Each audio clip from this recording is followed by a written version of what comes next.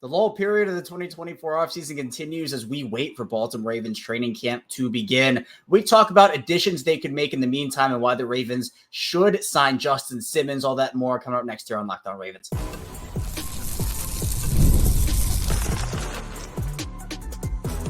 You are Locked On Ravens, your daily Baltimore Ravens podcast.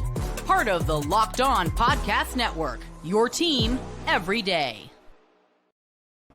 Welcome into another edition of Locked On Ravens, your daily Baltimore Ravens podcast. I'm your host, Kevin Oestreicher of Ravens Wire, here with you on the Locked On Podcast Network, your team every day. As always, thank you so much for tuning in today and making Locked On Ravens a part of your day and your first listen each and every day. We're free and available on all podcasting platforms, so if you'd like to watch in video form, you can subscribe and follow along on YouTube and audio form. If you prefer to listen to our content, you can follow along and subscribe over on Spotify, Apple Podcasts, wherever you get your favorite shows. We do 5 days a week of Ravens content here Monday through Friday, plus some bonus episodes, live editions after Ravens games, and pieces of Ravens big news as well. Today's episode of Locked On Ravens is brought to you by Gametime. Download the Gametime app, create an account, use code LOCKEDONNFL for $20 off your first purchase.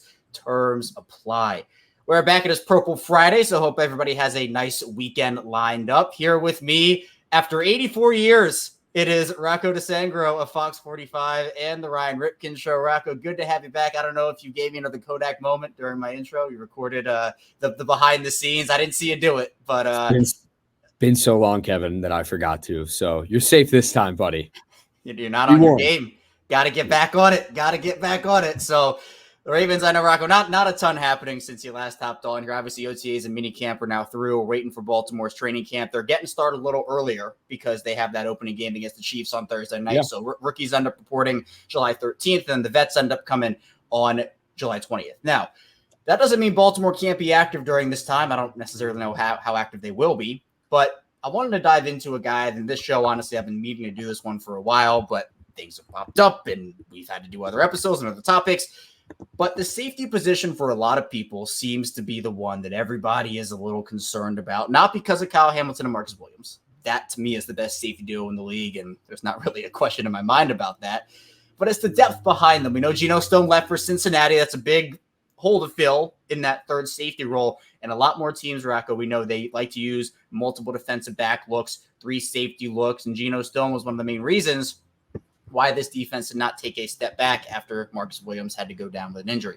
Now, Justin Simmons, and this, honestly, the whole safety market is still pretty full right now in terms of talent, but Justin Simmons, formerly of the Denver Broncos, is still out there, and I have no idea why. He is still one of the better safeties in this league. If he came in here and filled that number 3 safety void for Baltimore, I think it would be an absolute home run. Obviously, there are a couple of factors that we'll talk about, but to me, Rocco, it just feels like with him out there in this defense, I think it would be a perfect fit based off of his skill set and just the pure need that I think Baltimore has for another safety to back up Hamilton and Williams. Yeah, he would be a great fit, Kevin, here in Baltimore, but it depends on the price. It depends on what Eric DeCosta is willing to spend on a guy like that. A guy who probably shouldn't be on the free agent market right now. Like you said, I'm very surprised that he still hasn't found a team. I know you are too. And it also has to be the right fit for Justin Simmons. Now, does he want to come in and play behind two guys who are very talented and you could potentially get buried on a depth chart? I don't know what Zach Orr has in store if he's looking at implementing 3 safety sets. We saw guys on the field last season multiple times where there were 3 Ravens safeties out there on the field. So maybe the Ravens, if they bring in Justin Simmons, you would assume that would be the case. And to have Kyle Hamilton as that quote unquote ultimate chess piece, and that's exactly what Zach Orr called him. But for Simmons, for the Ravens, it's got to be the right fit. Or, I know we're going to get into this later, so I'm not going to bring up any names or, allude to anything we're going to talk about on the show. Are you going to look to one of your young safeties, whether it's a rookie, whether it's a guy in his second or third season, potentially step up and fill that void you have, if you even want to call it a void, at safety number 3? Right, and to me, I think that, and the thing I talked about just a couple minutes ago was the fact that the reason this defense was so good last season, one, they had their stars, and their stars played for the majority of the season. Not everybody was healthy, obviously, but when they needed guys to step up, some of those younger pieces, which we will get to in the second part of the show, they did that. Geno Stone, depth pieces, not a young guy, but a veteran like a Ronald Darby stepping in for Marlon Humphrey. That consistency really helped the Ravens. And so I have nothing against these young safeties on the roster already, which again, we'll get to a little later. But I think a veteran would stabilize the room. Now, there are a couple of routes that they could go with this, Rocco. You mentioned the fact that it will depend on price. And I mean, look, I agree. I think Simmons is a player that probably just hasn't found the deal that he's looking for right now. He knows he's very talented. He knows he can still contribute in a starting role. And for the Ravens, they don't really have a starting role available. You got to talk like third safety talk. Is Justin Simmons at that point in his career where he's a third safety and backing up guys? I personally don't think so. I think that's why it's such a dream here, because having a starting caliber safety to be a third safety, every team dreams of that. But here's the reality. If Justin Simmons thinks he's a starter, and he should, I don't think he's signing anywhere to be a third safety. I don't either, Kevin, but one can hope, this fan base can hope, those who actually want Justin Simmons here in purple and black and that want him here as a Raven. But there are other options out there. We touched on that before the episode. You're looking at the depth chart right now, depending on what happens in training camp, what the Ravens could do if they do it internally. But you also have, Eric DeCosta's too quiet right now. And that's not a knock on him. I'm saying, like, when you're thinking of something, it's like, it's quiet. It's too quiet. And then, like, something happens. It's like Eric DeCosta's got something up his sleeve, man. I'm sure. That's, like I said, him being quiet is not a knock. I'm not taking a shot at Eric DeCosta and saying that. It's like, I'm just waiting for him to strike, because it was not this time last year, but you got to like early August. I think it was like August 18th or like that week that the Ravens signed Jadeveon Clowney. They got a guy off the free agency market that was well sought after by a ton of teams, and the Ravens ended up getting him. He had a career season here, and now he's on to Carolina. I could see that happening again. I don't know if it's going to be at the safety position, Kevin. I don't know if it's going to be at another position, but I just have this gut feeling, and I think fans do as well, just the history Eric DeCosta has, that they are going to make a potential splash in free agency and pick somebody up that's going to be the right fit before the season begins. Yeah, and I think also, and something I've talked about, and I think you and I actually have had this conversation before, is the fact that they went kind of crazy with all these free agent signings last offseason after the draft, where it was just guy after guy after guy after guy coming in, even during the year when they signed Kyle Van Noy. But this year, it just doesn't feel like that is going to happen. Now, I think one or two moves certainly could happen. I'm not saying it's just going to be nothing until the regular season starts. But I think if you're going to address a position here, where are you looking if you're the Ravens?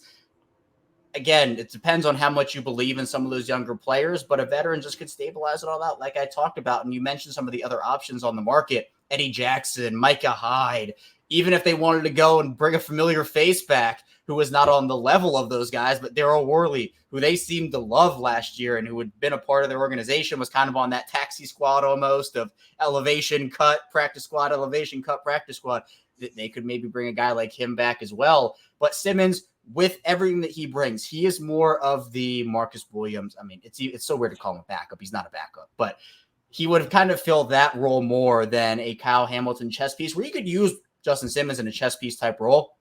But it feels like when you bring in a guy like Jamal Adams for a visit, and I know we had this conversation, it's about where's his fit? What is the skill set Baltimore's looking for? Is it that rangy free safety single high player like a Marcus Williams, or is it that dime box can play up at the line of scrimmage type guy like a Jamal Adams based off of injury histories? And I know Marcus Williams is, very adamant right now, that's behind him and it happened and it's done.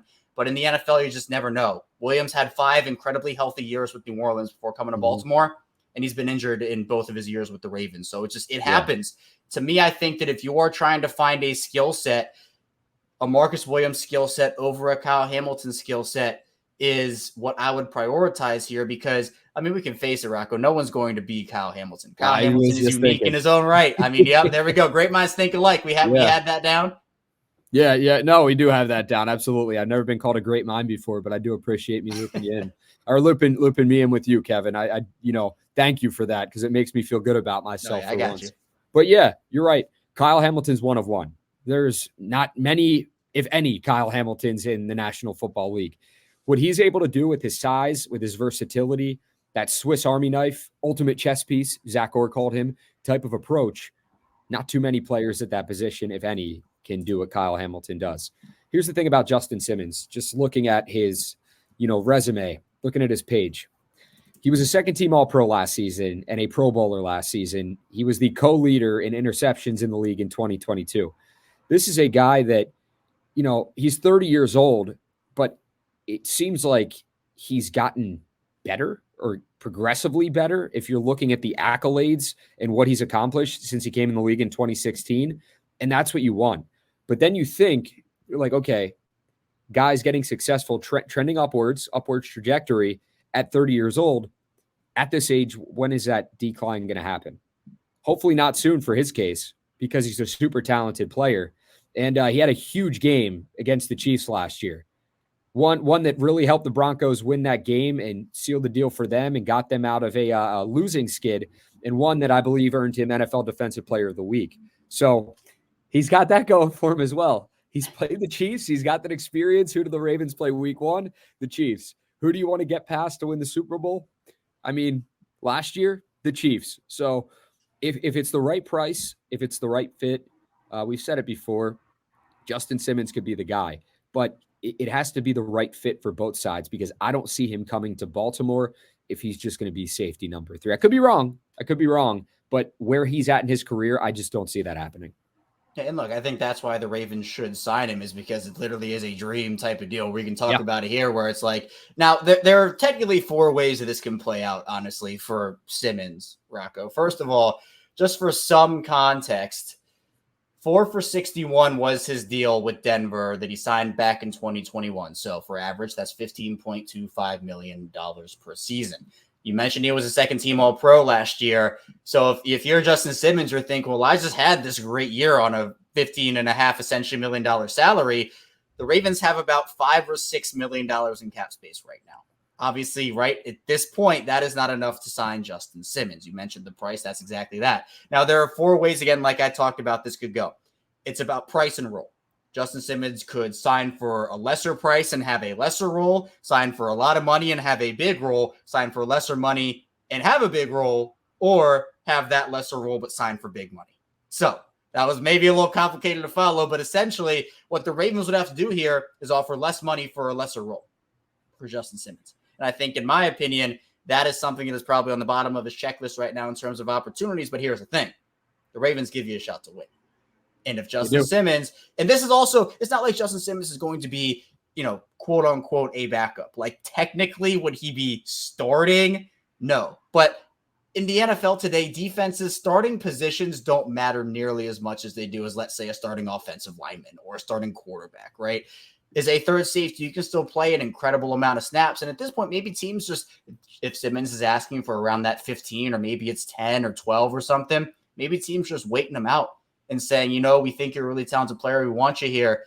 But at that price, we can't do it. The reason it'd be so good for Baltimore is because on the deal they'd get him at, it would probably be a pretty good deal for the Ravens. Mm-hmm. And the role that he can play with his skill set, it would obviously be the perfect fit. But obviously, there's a lot that has to come together for that. Am I expecting it to happen this time? No, but anything can happen. I'm not completely ruling it out.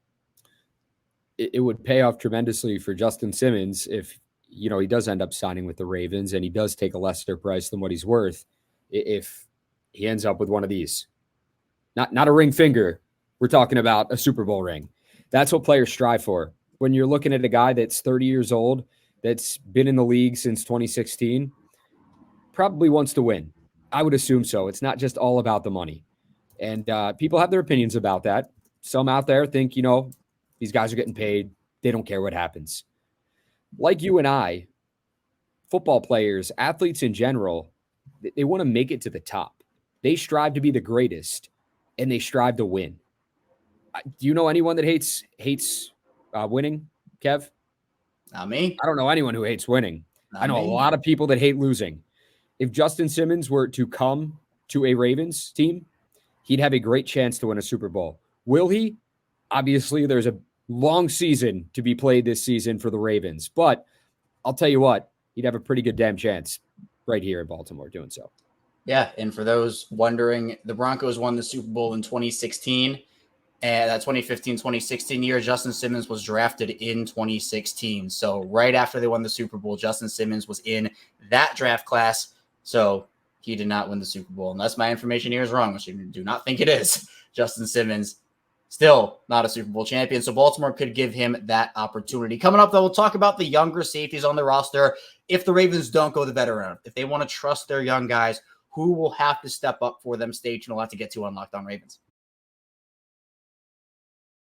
First, the show is brought to you by Gametime. Now, for me, I love going to MLB games during the summer. Obviously, here in Baltimore, the Orioles they've been a big part of my life, honestly, forever. And I have a ton of great memories, especially going to the yard with my dad from a really young age and just being there with him. And look, making new memories all the time at baseball games, that is always fun. Now, Gametime is an authorized ticket marketplace at Major League Baseball, which makes getting tickets faster and easier. Prices on the Gametime app actually go down the closer it gets the first pitch. With critical last-minute deals, all in prices, views from your seat, and the lowest price guarantee. Gametime takes the guesswork out of buying MLB tickets. Now, on the Gametime app, obviously, you got a bunch of Orioles games, and you can find those deals over on Gametime. But football season coming up for the Ravens, Gametime is your place to be for that as well. And there are a bunch of great features on the Gametime app. My favorite being last-minute deals. You can save 60% off buying last-minute tickets for sports, concerts, comedy, theater, and so much more. Plus, there are plenty of others that make the Gametime app itself so easy to use and not complicated at all, such as flash deals, zone deals, all-in pricing, seat views, lowest price guarantee, Gametime ticket coverage,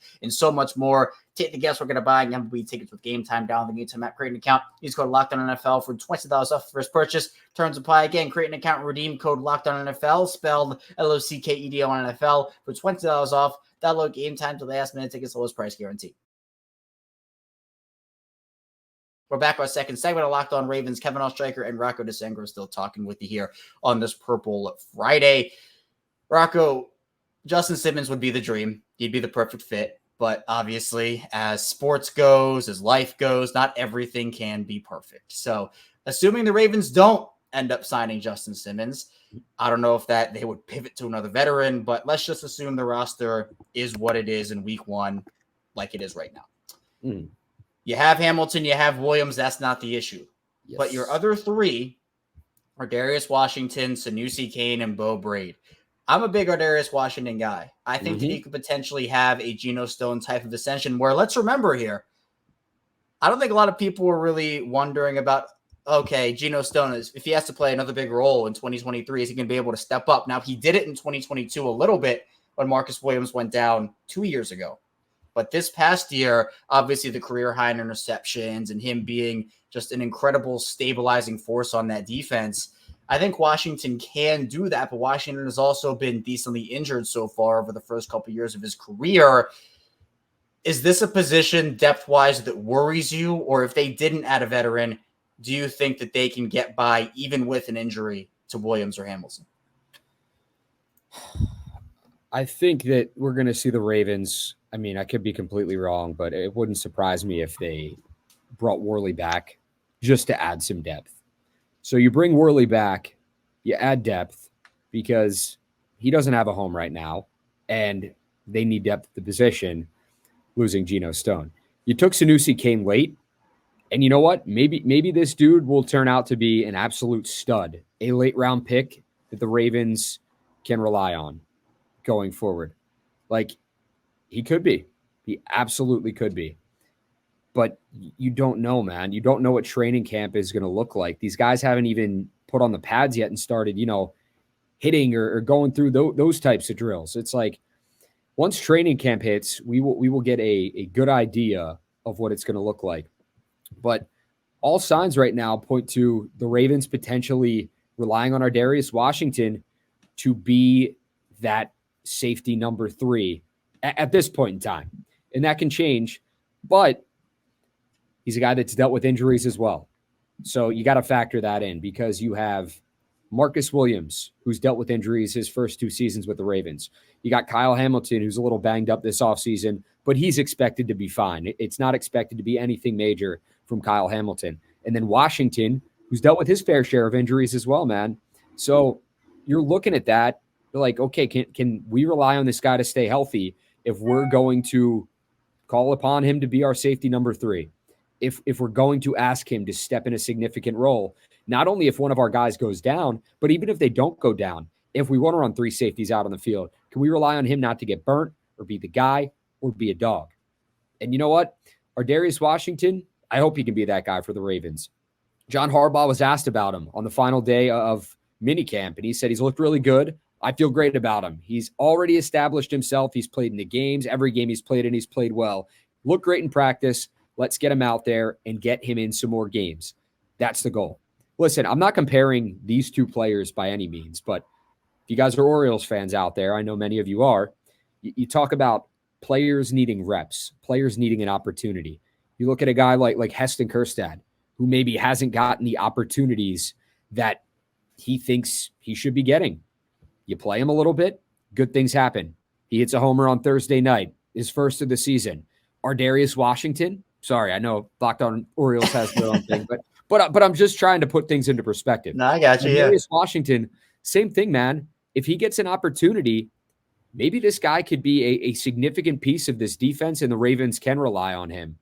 And that's truly going to be the hope going forward. But again, Kevin, would not surprise me if they bring back a Daryl Worley or they add depth, someone cheaper than Justin Simmons at that position. Right. And look, hey, we are a pro Orioles show here. So any Orioles references are fair game on this one. But I feel like, to me, this, and the everydayers on the show, I've said this so many times, so they know what I'm about to say here. But this feels like the year of replacement plans or succession plans, Rocco, where they lost a lot of vets. We know they lost a lot of vets in free agency. They just couldn't bring everybody back. They've been kind of anticipating this, I feel like, for at least 2 seasons, where they understood, and things happen. You add guys, like obviously you make a move for Roquan Smith, and that maybe changes something with Patrick Queen and how that whole situation went. But you can talk about it with wide receivers. You can talk about it with linebackers. You can talk about it with corners. You can talk about it with the defensive line. You can talk about it with the offensive line. It feels like Baltimore went into this offseason saying, we have a lot of young talent. We want to see what they can do. We have confidence they can step up. And is it realistic that everybody steps up? Probably not. There'll probably be 1 or 2 guys that disappoint, which is just the nature of sports and the nature of football. But at the safety position, Geno Stone leaves. But how did Geno Stone get there? He was a young guy that stepped up as a 7th round pick.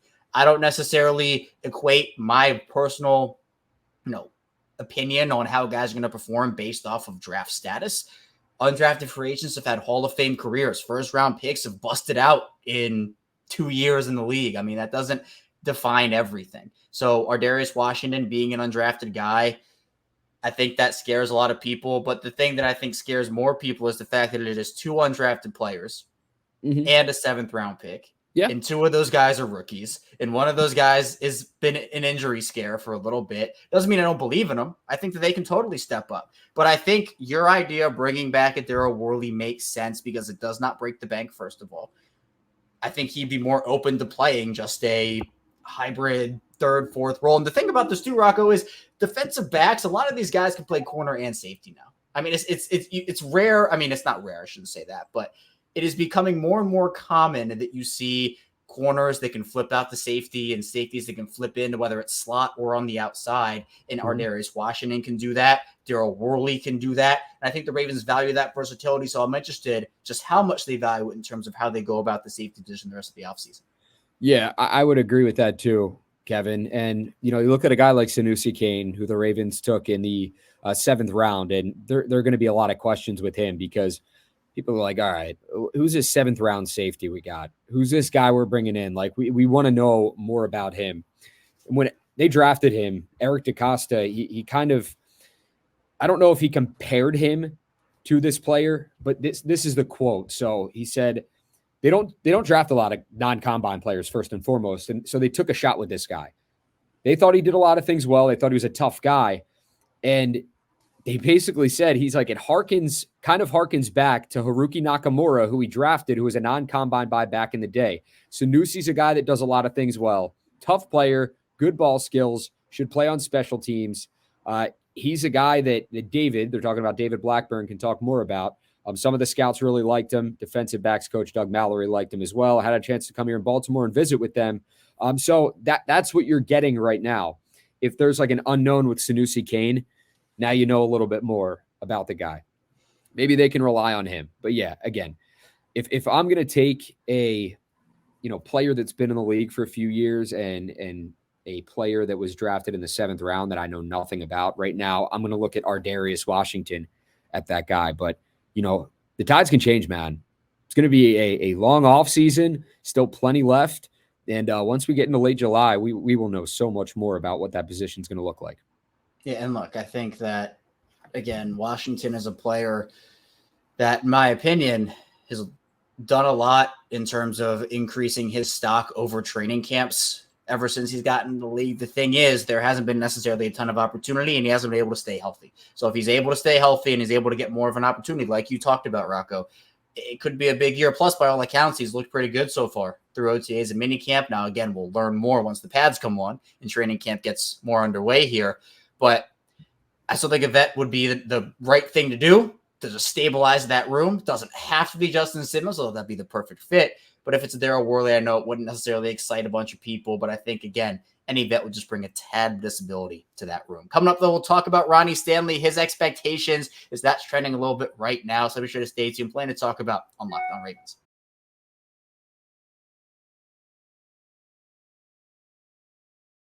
We're back. Our final segment, Locked On Ravens. Kevin Oestreicher still here with Rocco DiSangro, rounding out the week, talking Ravens football. Rocco, the offensive line has been a huge topic of conversation, really forever. But this offseason, they lose 3 starters. There's no secret about that. John Simpson, Kevin Zeitler, Morgan Moses, all gone. But now it's not just about those guys. Ronnie Stanley is a player that obviously altered his contract. He chopped off that second year. So now this is a contract year for him, less than that money as well. We know the ankle injury is taking a toll on him for multiple seasons now. Also dealt with a bunch of knee stuff last year. His career arc obviously is an all-pro when he's healthy, an incredible talent. And while I don't know if he'll ever get back to 100% Ronnie Stanley, he said he's feeling good. He says he's feeling spry. We'll see how that plays out. But what are your expectations personally for him? Are you putting all your eggs in that Ronnie Stanley basket, or is there still a little bit of worry from you? What he said is he hasn't felt this good since 2020. So that's a good sign. What I want to see from Ronnie Stanley at camp, I don't know if he's got a system worked out with the Ravens where it's like, okay, I'm going to take the vet day on Friday, but you saw that a lot. You saw Ronnie Stanley was like, either it was a vet day or just like Fridays was, a lot of the times you just wouldn't see Ronnie Stanley out there. There were questions about how healthy he was. It was like, is Ronnie Stanley going to be able to sustain the grind at this point in his career of an 18-game season? Is he going to be able to stay healthy? And that's the big question. And it still remains a question. Okay, Ronnie, you're healthy now, but they need you to stay healthy and take care of your body as much as humanly possible and be ready for this season. And, Lamar Jackson, John Harbaugh, Joe D, they'd love nothing more than to have Ronnie out there playing in every single game and playing as many snaps as humanly possible. The last thing you want, man, is that carousel again that you saw in a few games. Like the turning wheel constantly of, okay, Patrick McCary is going to go in there and then Ronnie. And it was almost like a platoon system. And like fans don't want to see that. You want to see your former All-Pro starting left tackle out there protecting your two-time franchise, or first of all, he's your franchise quarterback, but your 2-time MVP at quarterback who is oh so valuable and blocking for one of the best running backs, physical human beings, just a monster that I've seen in my time and that I've known you've seen in your time. That's what you want from Ronnie Stanley this season. The expectations for Ronnie Stanley should be, for me, will be playing every single game this season, playing as many snaps as humanly possible. Obviously, you can't control injuries, but do everything you can in your power to keep your body ready and stay healthy for the grind that is about to come. Because, listen, Ronnie, going to be running the ball a lot. That hasn't changed with Derrick Henry. But in Todd Monken's offense, you're also going to be asked to protect your quarterback in the pocket as well and let Lamar give him as much time as possible and let him make plays, because we've seen what Lamar is able to do when when he's given that amount of time, Kevin, and it's scary for the rest of the league. Yeah, and I think too with Ronnie, he's a guy that is the veteran on that offensive line. He's now, the right? guy. You say, yes. Okay, yeah, Kevin Zeitler's a vet, Morgan Moses is a vet, even John Simpson. But hey, look, Tyler Linderbaum, while he is the Ravens' best offensive lineman, he is entering his third season. It is realistic that Baltimore will have one rookie, technically two if you want to count Andrew Voorhees as a rookie, on their starting offensive line, plus a fourth-year player who has never held down a starting spot in the NFL yet. While he's had some areas of good and bad in Ben Cleveland, that's the projected line right now. Other than that, again, it is a bunch of young guys, unless you want to throw up Patrick McCary and have him start, but I don't think that's in the Ravens' best interest. And to your point on the carousel, to be fair to Ronnie, he looked a lot better when he had rest, right? I think just late in the season, him getting snaps off, it helped, but I still maintain that you cannot win a Super Bowl doing that. You have to have your best guys out there and playing at 100%. So while Ronnie benefited from that, and I think over the last 4 or 5 games plus playoffs looked pretty decent and pretty good, if you're rotating guys in like that, I think it's honestly part of the reason they traded Morgan Moses away is because of the injury concerns. And you have to have your players be healthy. And if they're not healthy, I don't think you'd play them. I think you just get them to rest and get them back out there when they're healthy again. Now, Baltimore obviously felt comfortable with it. It worked to an extent. But I think if Ronnie can stay healthy, and that's the big if here, if Ronnie can stay healthy, it could be a big year for him. But here's the thing, and this is something I've talked about with wide receivers. I mean, when the Ravens were rumored to go after Julio Jones for like 5 straight seasons, or like when they signed Sammy Watkins, those are guys who you have to expect to miss games. If they go out there and sign Michael Thomas, we're going to have that same conversation again. You got to expect those guys to miss games. Be ready for it. And with Ronnie, I think we're at that point where I think you have to expect him to miss a couple games, whether it is just for a little thing that pops up or something along those lines, because the ankle injury was brutal. It was gruesome. And that was a long road to recovery. And the knee stuff is not a small thing too. So are you confident, Rocco, that if Ronnie has to miss a game or two, that a guy like Patrick McCary can fill in, that a guy like Daniel Falele can do it? Josh Jones, what's their offensive line depth like to you right now, especially with Morgan Moses now gone? I have confidence in Patrick McCary because he's been asked to start at that position when Ronnie's been injured. He's a guy that has played basically every position on the offensive line, and he doesn't bat an eye. And, you know, if Ronnie goes down, it would be less than ideal. You'd hate to see it. But Patrick McCary is a guy that the Ravens have there for a reason. They call him like Kyle Hamilton's a Swiss Army knife defensively. On the offensive line, when you talk about a Swiss Army knife, look no further than Patrick McCary and what he's been able to do. Plug and play wherever you need him. Guard, tackle. I mean, the guy could play center if need be as well. You put him wherever, and he is going to, he's going to put his best foot out there. And you expect that with every guy. Nobody's going to give you like less than 100%.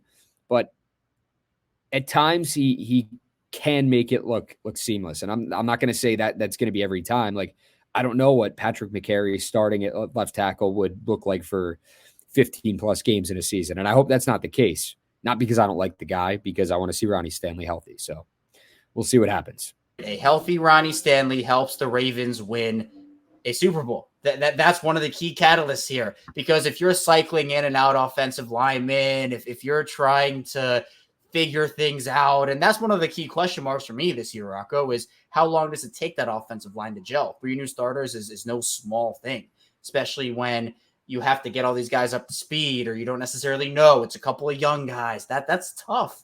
And I think Ronnie just being a stable force on the left side, protecting Lamar, opening up rushing lanes for Derrick Henry, like you said, it will make all the difference for this Baltimore offensive line. So it's going to be interesting to see how the Ravens navigate through the rest of this offseason. I'm curious about what they do, but at the end of the day, I'm not expecting the craziness of last offseason.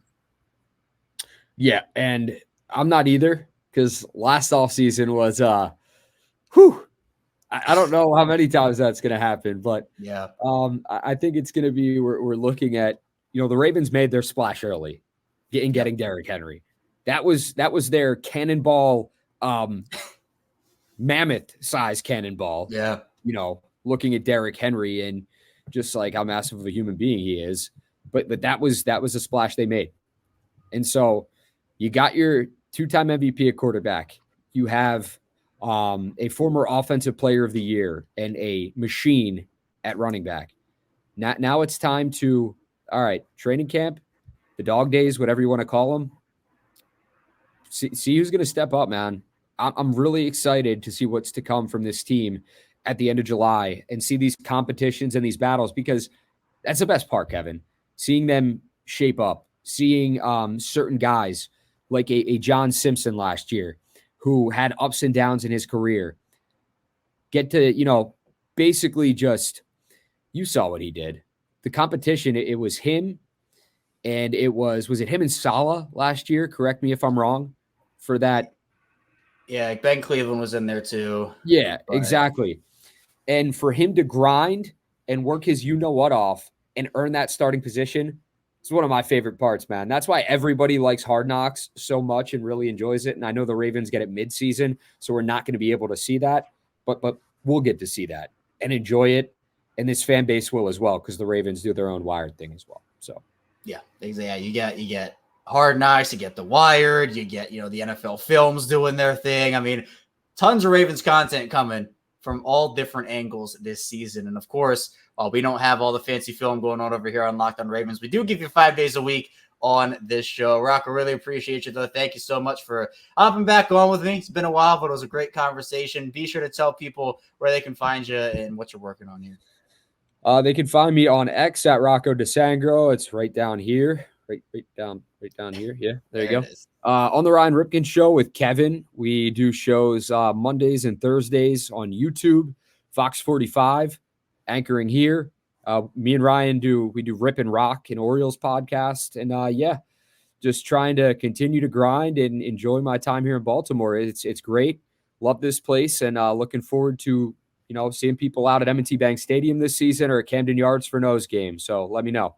Yeah, we are almost back to football season, just a few months away. We're almost to July, which is kind of crazy to think about how time. It feels like it has flown by. It also feels like it has been like 84 years, like I said, which is the amount of time it took Rocco to come back on the show. But we don't have to talk about that. Rocco, appreciate your time again. I'll be man. better. Thank you. You'll be better. All right. We'll hold you to it. Rocco will be better. He says it here. Write it down. It's a Rocco guarantee, which how trustworthy Rocco guarantees. Guess what? We're about to find out how trustworthy. All right. He's signaling the 0. We're already done. All right. Well, thanks for hopping on, Rocco. And thank you for tuning into Locked On Ravens. Be sure to, again, subscribe, follow along video form and audio form. We do 5 days a week here, Monday through Friday, consistently, even in low periods of the offseason. Coming up, we'll take a 2-day break back here on Monday to talk more Ravens. So be sure to stay tuned. I'll see you right back here soon on Monday on Locked On Ravens.